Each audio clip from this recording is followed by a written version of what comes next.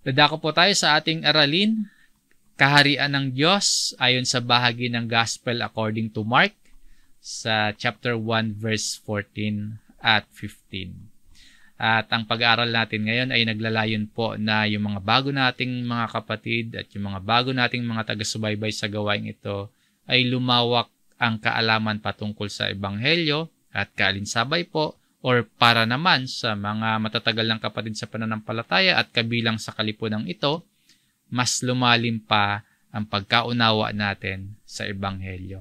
Na ang mangyari, marami sa atin or lahat po tayo, ang resulta, mas lumalim ang pagkaunawa kung ano nga ba yung gospel, kung ano nga ba yung magandang balita. Ang version po ng Biblia na ating gagamitin sa Tagalog po ay ang Bagong ang Biblia at ilang Revised Tagalog Popular Version. At New American Standard Bible naman sa English. Mga pangunahing talata nating pag-aaralan, Mark chapter 1, verse 14 at 15. Basahin po natin sa verse 14. Pagkatapos madakip si Juan, now after John had been taken into custody. Bago po natin ituloy yung basa ng talatang ito, yung Juan na tinutukoy sa verse na ito ay si John the Baptist, si Juan Bautista. Kung maalala po natin, si Juan po yung naging daan para ihanda yung mga tao sa pagdating ng Mesaya. Si John the Baptist yung naghanda para sa paparating na Kristo at sa Ebanghelyo. Yan po yung Juan na tinutukoy dito. So, ayun dito, matapos madakip, matapos mabilanggo si Juan, pumunta si Jesus sa Galilea na ipinangangaral ang Ebanghelyo ng Diyos. So, matapos makulong si Juan, matapos madakip si Juan Bautista, nangaral naman ang Panginoon. Jesus came into Galilee preaching the gospel of God. At ano po yung sinasabi ni Jesus sa kasunod na talata? Na sinasabi, naganap na ang panahon at malapit na ang kaharian ng Diyos.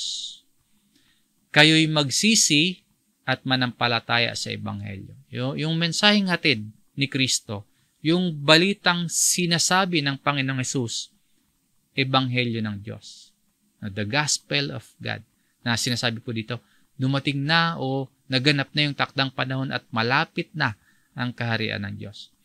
Sa dalawang talatang binasa natin, yung verse 14 at itong verse 15, mas malinawan pa po tayo sa ibig sabihin ng gospel. Mas maintindihan natin yung ibig sabihin ng Ebanghelyo.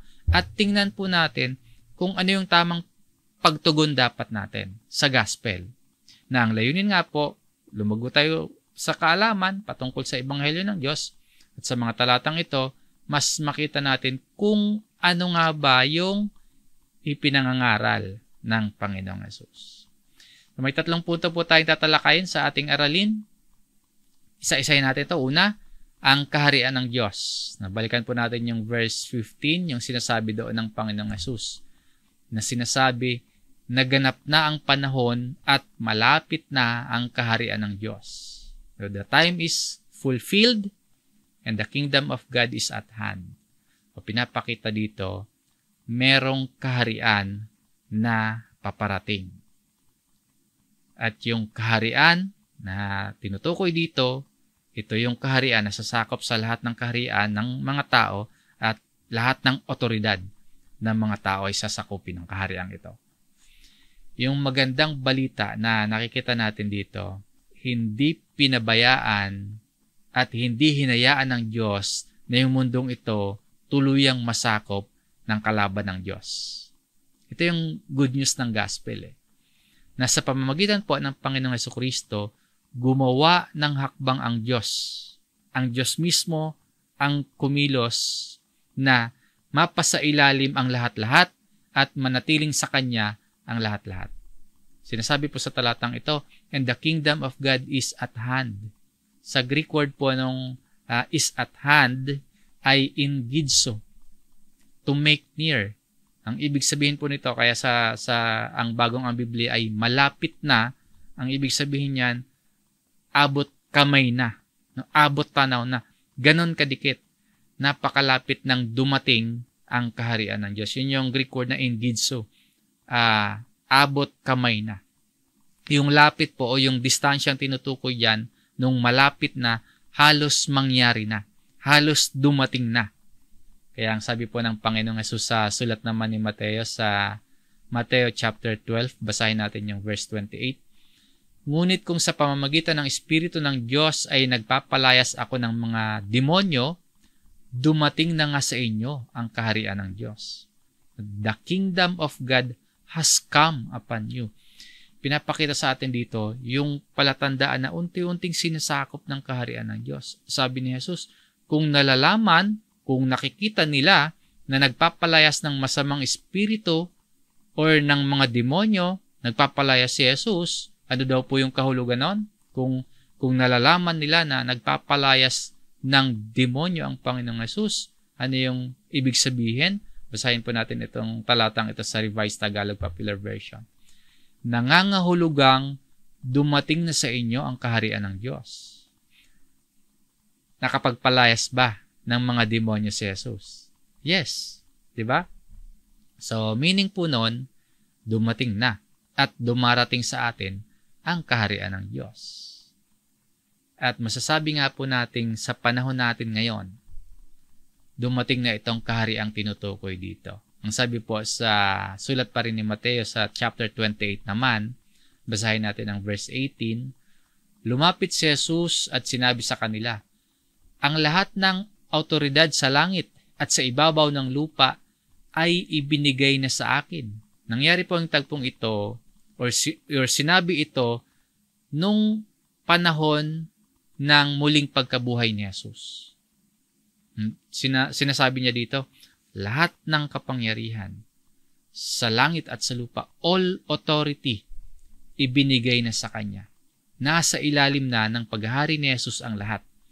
Tayo po, ang lahat ng dito sa mundo, nasa ilalim na ng otoridad ni Kristo. So, dumating na yung kaharian. At yung kabuuang kaganapan o yung kabuuang katuparan ng paghahari ni Kristo ay mangyayari yon fully sa kanyang muling pagparito. Sa pagbabalik muli ni Jesus, yun yung fullness ng paghahari niya. Tingnan natin itong sinasabi dito sa Revelations chapter 11 sa verse 15. Hinipan ng ikapitong anghel ang kanyang trumpeta at mula sa langit ay may malalakas na tinig na nagsabi, ang paghahari sa sanlibutan ay inilipat na kay Kristo na ating Panginoon. Maghahari siya magpakailanman. Sinabi ni Jesus, diba, nung madakip si Juan, nung mabilanggo si John the Baptist, sinabi ng Panginoong Jesus, naganap na ang panahon at malapit na ang kaharian ng Diyos. Nabasa din natin kanina sa sulat ni Mateo, kung nakakapagpalayas siya ng mga demonyo, nangangahulugan po na dumating na ang kaharian ng Diyos. At sinabi din po ng Panginoon, nung siya po ay muling mabuhay bago umakyat sa langit, kinausap niya yung kanyang mga alagad, sinasabi niya na lahat ng otoridad, all authority, ibinigay na sa Kanya. At ito pong talatang ito dito sa Aklat ng Revelations, yung fulfillment o yung katuparan ng kabuuang paghahari ni Jesus. Kaya po napakagandang balita na ikaw ay na kay Kristo. Napakagandang tingnan, napakagandang isipin, napakagandang pagmasdan na tayong lahat na kay Kristo. Nangyari at nangyayari at mangyayari sa muling pagparito ni Jesus na siya ay maghahari magpakailanman. Yung makasama tayo sa paghahari na ito ng Panginoon, isang napakaganda, isang napakabuti, at isang mabuting balita na dapat nating asahan at dapat nating panghawakan. Dumarating at darating ang kaharian ng Diyos. Sasakupin ng kaharian na yon lahat ng tao, buong mundo. Ngayon, habang hinihintay natin yung fulfillment, yung ganap na katuparan ng paghaharing ito, may bahagi po tayong dapat gampanan. Ngayon po ay meron tayong tungkuling dapat gampanan bilang mga tagasunod ni Jesus. Iniwanan nga po ang instruction ng Panginoong Jesus matapos niyang sabihin na lahat ng authority sa langit at sa lupa ay nasa Kanya na, ibinigay na sa Kanya. Ito naman po yung dapat na gawin ng mga tagasunod niya. Basahin natin itong verse 19 sa Mateo 28. Kaya't sa paghayo ninyo, gawin ninyong alagad ang lahat ng mga bansa. Bautismuhan ninyo sila sa pangalan ng Ama at ng Anak at ng Espiritu Santo. So, lahat ng authority, sinasabi ni Christ, nasa Kanya na. Ang tagubilin ng Panginoon sa Kanyang mga tagasunod, make disciples of all the nation. At ang kausap dito ng Panginoon, mga alagad na naririto sa lupa. May ipinapagawa ang Panginoon. Make disciples. At sa verse 20, at turuan silang sundin ang lahat ng mga bagay na iniutos ko sa inyo. At narito ako'y kasama ninyong palagi hanggang sa katapusan ng panahon. Ang ibig sabihin po nito, ang mga mananampalataya, ang mga tagasunod ni Kristo, gagamitin tayo ng Panginoon. Gagamitin tayo ng ating hari. Gagamitin niya tayo upang magpatuloy yung paglaganap, yung pagsulong ng Ebanghelyo. So may role tayong dapat gampanan. May tungkulin tayong dapat gawin. At ito po ay yung role na yon, yung tungkulin na yon na dapat nating gampanan, inuutos sa atin ng ating hari. Inuutos sa atin nung may yung authority ay nasa Kanya na. Lahat ng authority nasa Kanya na. So, ang isang katuruan na ipinapaalala at dapat nating bigyang pansin sa ating pag-aaral ngayon ay ang kaharian ng Diyos. Darating, dumarating, at dumating ang kaharian. At dahil totoo ang kaharian ng Diyos, ang ikalawang katuruan po, ang dapat nating pagtugon, magsisi at manampalataya sa Ebanghelyo. Matapos na maipahayag ni Jesus na malapit na yung kaharian, matapos niyang sabihin, ipamalita na malapit na ang kaharian ng Diyos, matapos na maipaunawa sa atin na ang lahat ay mapapailalim sa otoridad ni Jesus at paghaharian ng Diyos, na kung darating or dumating yung takdang panahon, sasakupin ni Jesus ang lahat. Ngayon, ano yung dapat nating pagtugon kung yun yung ipinapahayag sa atin? Tayo po ngayon na nakakarinig ng gospel, tayo po na nakakaunawa at tinatanggap ang Ebanghelyo, ano yung dapat nating pagtugon? Basahin ulit natin yung main verse. Sabi po sa last part, sa huling bahagi, kayo'y magsisi at manampalataya sa Ebanghelyo. Matapos nating makita yung ganda at buti ng kalagayan ng taong na kay Kristo, at sinasabi nga po ng Panginoon mismo na malapit na ang kaharian, na sasakupin niya ng lahat. Kung yun ang sinasabi, kung yun ang mensahe ng Panginoon, maghahari siya, mapapailalim ang lahat sa kanyang otoridad, magpapaiwan po ba tayo? Dumating si Jesus at naghahari siya. Sa muling pagparito ng Panginoon, matutupad yung ganap na paghahari niya. Tayo po na nakakarinig ng balita at katotohanan ito, ito lang yung dapat na response natin. Magsisi at manampalataya sa Ebanghelyo. Wag tayong magsawalang kibo. Wag nating baliwalain yung gospel. Na papakinggan, nauunawaan na natin ang tungkol sa Ebanghelyo. Wag nating isantabi, wag nating baliwalain. Sa halip po, ang sinasabi dito ng Panginoon, repent and believe in the gospel. Ano po ba yung pagsisisi? Ano ba yung repentance?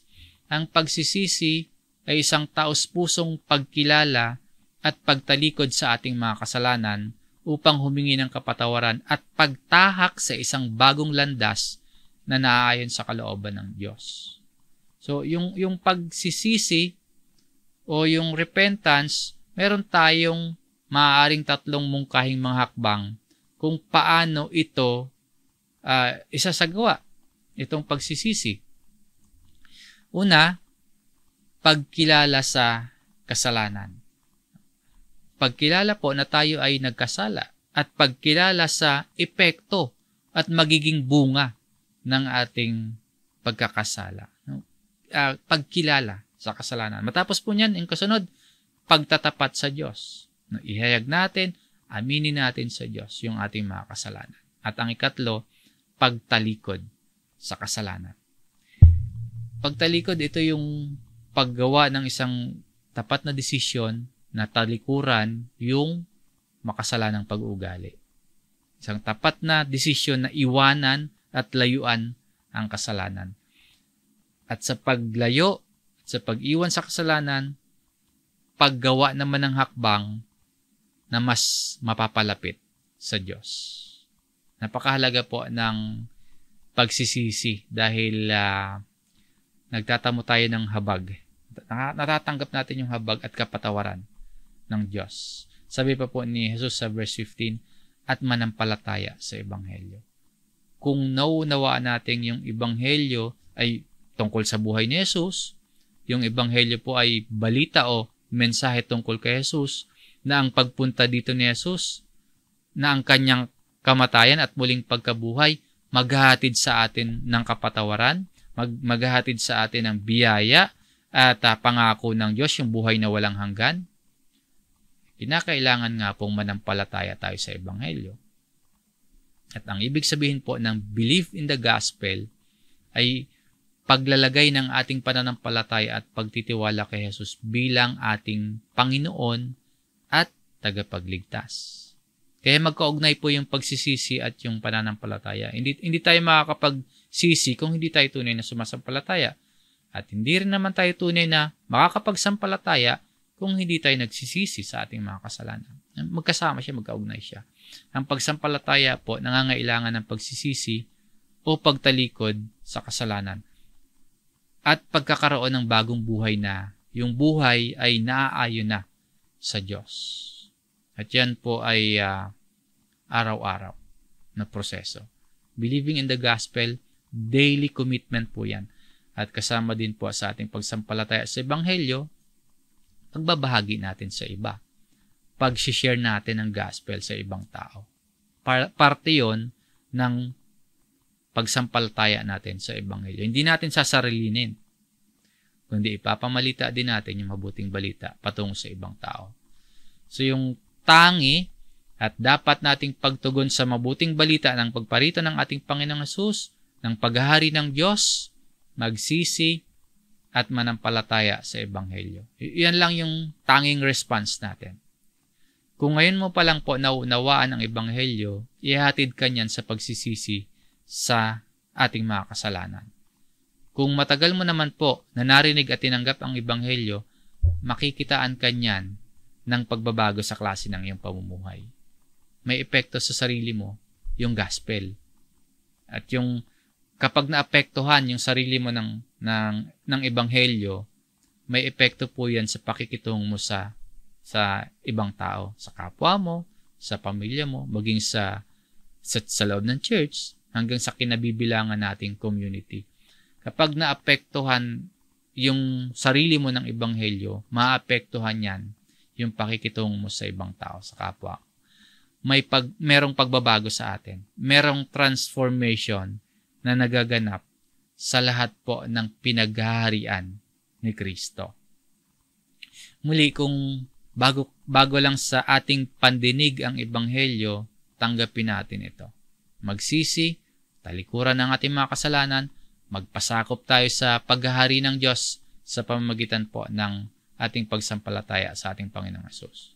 Ngayon, kung matagal mo naman po na tinanggap itong gospel, panghawakan mo yang mabuti at ipahayag mo po yung mabuting balita na yan sa maraming tao.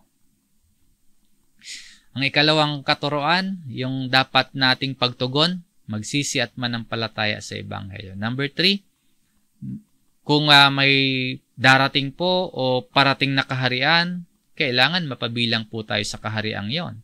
So, number 3, maging mga mamamayan sa kaharian ng Diyos. Maliwanag naman po, abot tanaw at malapit na ang kaganapan ng paghahari ng Diyos. Sa tulong ng pangangaral sa atin ng salita ng Diyos, binibigyan po tayo ng pagkakataon at imbitasyon na maging bahagi tayo at maging mamamayan tayo ng kaharian ng Diyos. Dahil may kaharian ang Diyos, meron siyang pinaghaharian. Ikaw po na nananalig ngayon kay Jesus, ngayon pa lang sa buhay nating ito, nasasakop ka o mamamayan ka ng kaharian ng Diyos. Ang turo nga po ni Jesus sa kanyang mga alagad kung paano dapat manalangin, basahin natin itong Mateo chapter 6 sa verse 10. Dumating nawa ang kaharian mo, masunod nawa ang kalooban mo kung paano sa langit, gayon din naman sa lupa. No? Your kingdom come.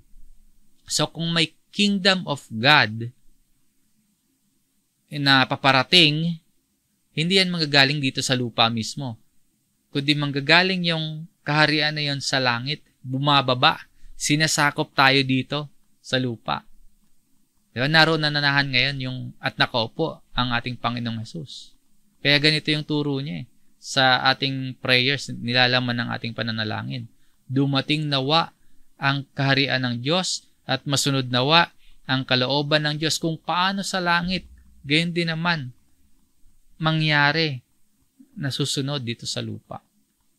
Kaya ngayon pa lang sa buhay natin ito, yung panalangin natin, mapabilang tayo sa kaharian ng Diyos. Dumating sa atin ang kaharian ng Diyos, na pagharian tayo ng Diyos, na dumating ang kanyang kaharian at masunod ang kanyang kalooban. Na yung mabuting nangyayari doon sa langit, unti-unti nating nauunawaan dito pa lang sa lupa. Hanggang maganap po yun fully sa pagbabalik ni Jesus.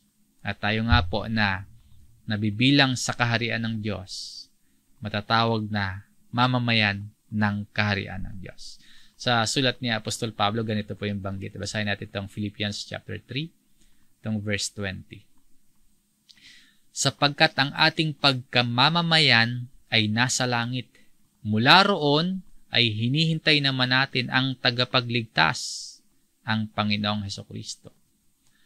For our citizenship is in heaven. Sapagkat ang ating pagkamamamayan ay nasa langit. Yung kalooban ng Diyos na nangyayari sa langit ay nauunawaan at spiritually natataglay natin sa ating pamumuhay dito sa lupa.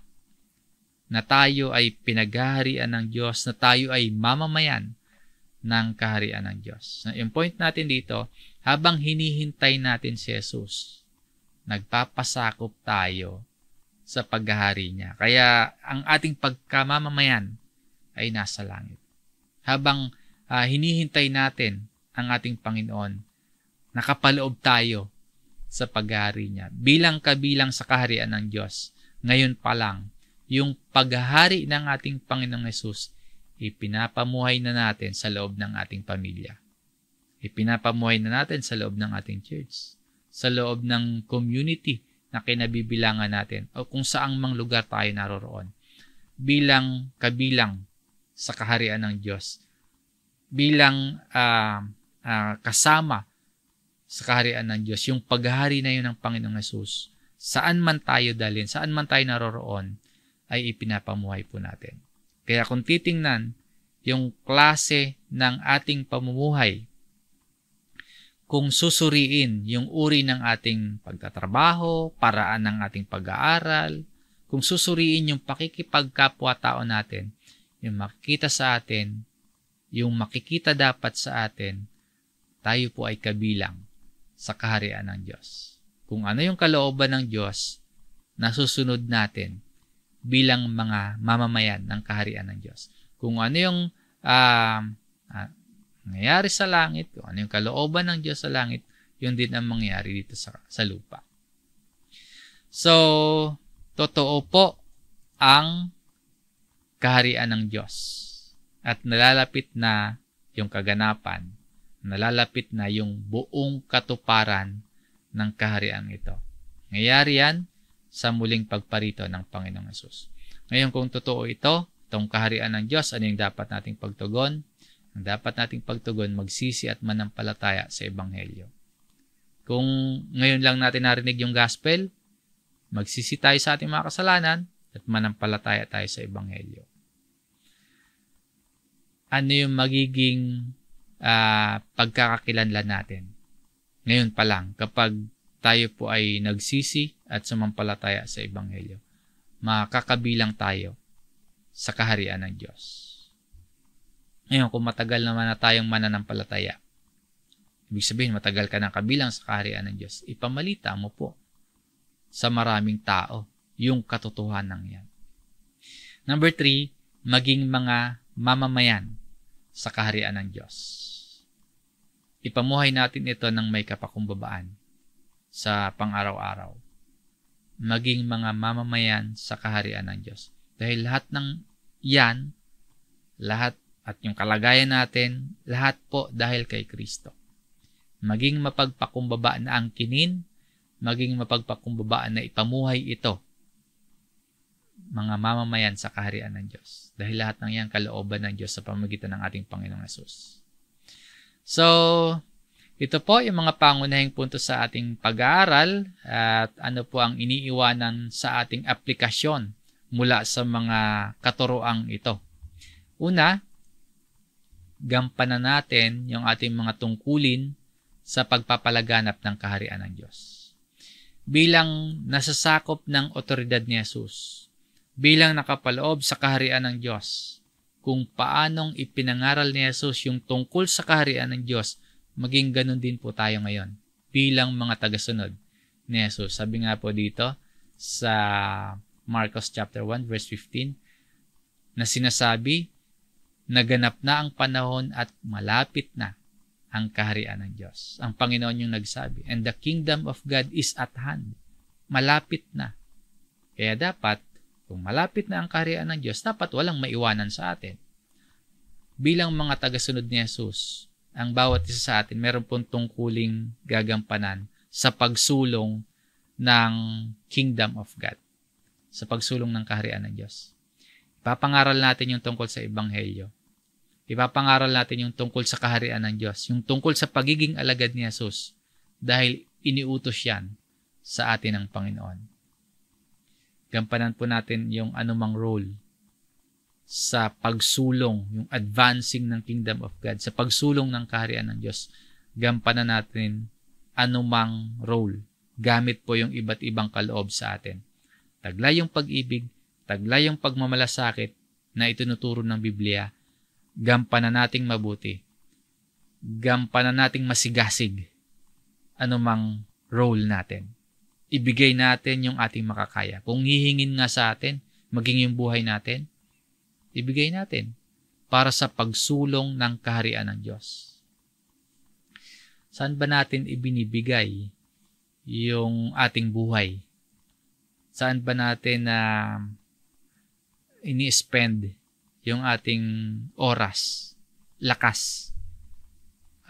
Saan ba natin ibinibigay yung ating resources? Yung ating kakayahan, yung ating talento. Bakit hindi natin ibigay para sa kaharian ng Diyos? So, gampanan natin yung ating mga tungkulin sa pagpapalaganap ng kaharian ng Diyos. Number 2, magsisi at manampalataya sa Ebanghelyo. Kung ikaw po, ngayon lang ito narinig, yung tungkol sa Ebanghelyo. Kung ngayon mo lang naunawaan yung tungkol sa kaharian ng Diyos, or matagal mo na itong naririnig pero ngayon mo lang ito na nauunawaan, na kikita yung kahalagahan. Yung dapat po na pagtugon, repent and believe in the gospel. Basahin po ulit natin yung verse 15. Na sinasabi, naganap na ang panahon at malapit na ang kaharian ng Diyos. Kayo'y magsisi at manampalataya sa Ebanghelyo. Hinihimok tayo na ang unang hakbang, magsisi tayo. Talikuran natin yung ating mga kasalanan. Manampalataya tayo at magpasakop kay Kristo. Sampalatayanan ang Ebanghelyo. Yung taong tunay na pinagpala ng Diyos, ang taong tunay na matatawag na blessed, ay ang taong nakatanggap ng regalong kaloob ng Diyos. Hindi yan maibibigay ng mundo. Yung pagpapala ay mararanasan ng isang taong may tamang relasyon at tamang pagkilala sa Diyos na nagsisimula sa pagsisisi at pagsampalataya sa Ebanghelyo. Ito pong sinasabi dito na magsisi at manampalataya sa Ebanghelyo, huwag naman po nating ipagpabukas. Itong sinasabi ditong repent and believe in the gospel, huwag nating baliwalain. Ngayon po yung tamang oras. Repent and believe in the gospel. At kung tayo po ay nagsasabing sumasampalataya na sa Ebanghelyo, kung sinasabi mo po na nagsisi ka na at sumasampalataya ka na sa Ebanghelyo, yan po yung mensaheng ipaparating naman natin sa mga taong hindi pa nakakakilala kay Kristo. Yung nanay mo o tatay mo, yung anak mo o kapatid mo, yung kaibigan mo, yung boyfriend mo, girlfriend mo, yung kaklase mo, best friend mo, yung katrabaho mo, yung taong mahalaga sa iyo, ito yung ibabalita natin sa kanila na merong Jesus na hari, na merong Jesus na Panginoon at tagapagligtas, upang sila din po ay maging bahagi, upang sila din po ay mapabilang sa mga mamamayan ng kaharian ng Diyos. No, repent and believe in the gospel. Yan po yung naranasan natin. At yan din yung mensaheng ibabahagi natin sa iba upang sila man po ay maging parte ng pamilya na pinaghaharian ng Diyos. Muli mga kapatid, mula sa pagsisisi at pagtalikod natin sa ating mga kasalanan at pagsampalataya natin sa Ebanghelyo, napapabilang tayo sa kaharian ng Diyos. Napapabilang tayo sa kaharian ng Diyos pero narito pa tayo sa lupa sa buhay natin ito. Kaya't marapat lamang po na ipamuhay natin ang ating pagkamamamayan ng kaharian ng Diyos. O nga, na napabilang tayo sa kaharian ng Diyos pero narito pa tayo. Nandito pa tayo sa buhay natin ito. So ipamuhay natin yung ating pagkamamamayan ng kaharian ng Diyos. Yung pagsampalataya natin sa Ebanghelyo ng Diyos, nagre-resulta po yan ng pagbabago sa ating buhay. Na hindi na tayo nakaayon sa masamang kaisipan ng sanlibutan. Bagkus ang nangyayari, nagiging parte tayo o nagiging bahagi tayo ng pagpapalaganap ng kaharian ng Diyos sa pamamagitan po yan ng pangangaral natin ng Ebanghelyo. At bilang mga mananampalataya, mga kapatid, sinasabi sa atin ng banal na kasulatan sa buhay natin ito, hanapin muna natin ang kaharian ng Diyos at ang kanyang katwiran. So, para sa lahat ng mga mananampalataya ng nag-iisang tagapagligtas at Panginoong Jesus, mga kapatid, mamuhay po tayo bilang mga mamamayan ng kaharian ng Diyos. Salamat po sa inyong pakikinig. Nawa ay nanginabang ang bawat isa sa ikatututo at ikatitibay ng ating pananampalataya. Purihin po natin ang Panginoon. Manalangin po tayo.